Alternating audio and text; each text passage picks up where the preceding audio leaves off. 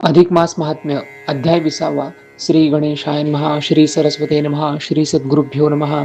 अधिक मासाच्या या 20व्या अध्यायात एका धनाढ्य व्यापाऱ्याची कथा येते. लोभापोटी त्यानं दुसऱ्याचं धन बळकावलं आणि पुढे त्याला राक्षस योनी कशी प्राप्त झाली या संबंधी ही कथा आहे. सौराष्ट्र देशातील प्रभास नावाच्या नगरीत सोमशर्मा नावाचा एक विद्वान आणि धर्मपरायण ब्राह्मण राहत होता. अधिक मास सुरू होताच तो गंगा स्नान, जप, दान आणि धर्मकर्म करीत असे. संपूर्ण महिनाभर त्यानं अत्यंत श्रद्धेनं या व्रताचं पालन केलं. एके दिवशी सकाळी स्नानासाठी जात असताना त्याच्या मार्गात एक भयंकर राक्षस दिसला. त्याचं स्वरूप अत्यंत विक्राळ होतं. पण भगवान नरसिंहाचं स्मरण करून सोमशर्मा धैर्य धरून तिथे शांत उभा राहिला. आणि आश्चर्य म्हणजे त्या राक्षसानं त्याच्यावर हल्ला केला नाही. उलट तो नम्रपणे म्हणाला, हे ब्राह्मण श्रेष्ठ, माझ्यावर कृपा करा, माझा उद्धार करा. मग सोमशर्माने त्याला आपल्या दुःखाचं कारण विचारलं. तेव्हा तो राक्षस आपली कहाणी सांगू लागला. तो पूर्वजन्मी एक श्रीमंत वैश्य व्यापारी होता. एकदा एका ब्राह्मणाने यात्रेला जाताना 10,000 सुवर्ण मुद्रांचं धन त्याच्याकडे सुरक्षित ठेव म्हणून ठेवलं.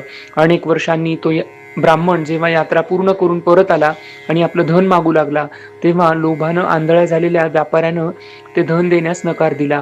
उलट तू माझ्याकडे कोणतं धन ठेवलं होतंस असं म्हणत त्यानं खोटं बोलायला सुरुवात केली. पण हा अन्याय सहन न झाल्याने ब्राह्मणाने त्याला शाप दिला आणि त्या शापामुळे व्यापाऱ्याच्या मृत्यूनंतर त्याला राक्षस म्हणून जन्म मिळाला. तेव्हापासून तो प्रचंड यातना भोगत होता.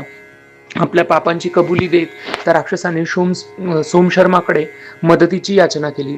धर्मनिष्ठ ब्राह्मणाचं हृदय दयाळू असल्यामुळे त्याला त्याची दया आली आणि अधिक मासात केलेल्या 7 दिवसांच्या स्नानाचं पुण्य त्याने राक्षसाला अर्पण केलं. तसा क्षणात चमत्कार घडला. राक्षसाचा भयंकर देह नाहीसा झाला आणि त्याला दिव्य स्वरूप प्राप्त झालं. आकाशातून विष्णुदूतांचं दिव्य विमान येऊन त्या जीवाला वैकुंठात घेऊन गेलं.